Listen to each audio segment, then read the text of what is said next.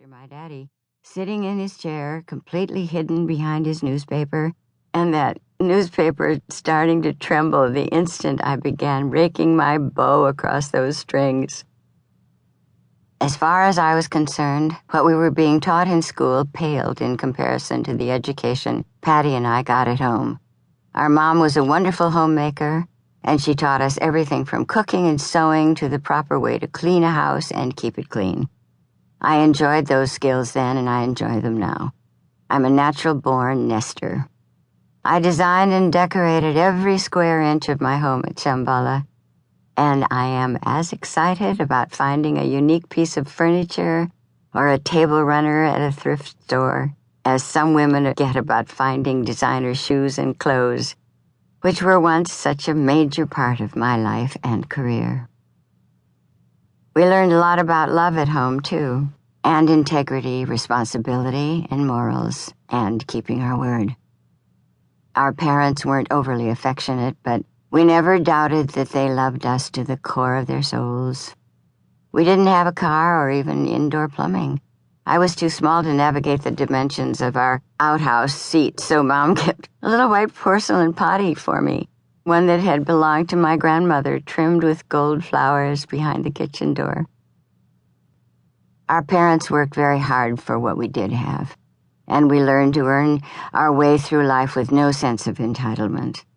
We were aware that they couldn't afford to give us everything the other kids had, but we never felt deprived or inferior or frightened because of it, since they never discussed money in front of us or made their burden ours. Patty and I were expected to be well-spoken, to always be clean and presentable, to be well-mannered and respectful, to follow the relatively strict house rules, and to be good girls who attended Lake Harriet Lutheran Church and Sunday school every single week. We happily complied. Patty, the brave one, because she wanted to, and me because I was so timid that I wasn't about to cause trouble. In fact, I was so obedient that Patty still occasionally teases me about it. Mom told us when we were very, very young that if we got home from school before she came home from work, we were to write her a note telling her exactly where we were and what we were doing. Mom apparently arrived home from work one day to find a note taped to the front door.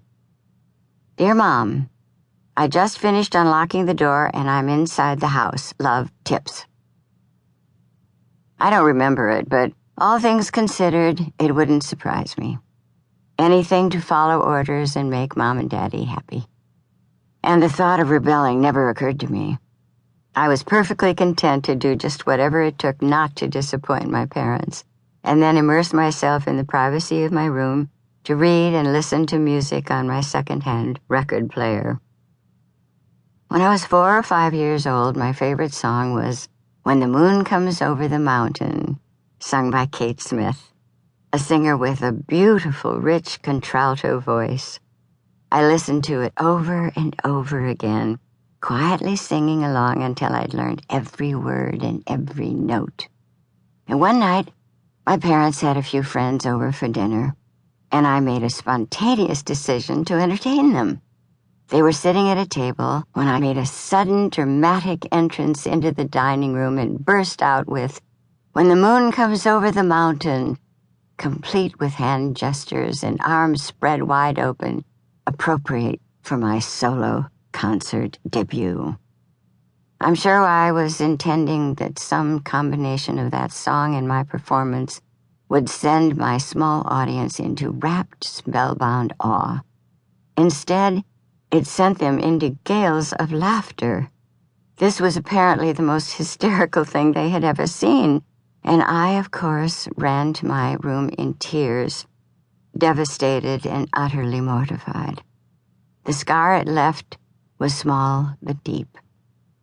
It's about 82 years later, and to this day, I could no more sing alone in front of other people than I could levitate and fly out the window. Logically, I get it. I'm not sure I could keep a straight face either if a 4-year-old child suddenly made an entrance at a dinner party and began belting out a romantic ballad at the top of her little lungs. Emotionally, I'm still working at it. I've even taken private voice lessons and been a... To keep listening to this audiobook, I've left you a link in the description so you can do it at no cost thanks to Audible's 30-day free trial.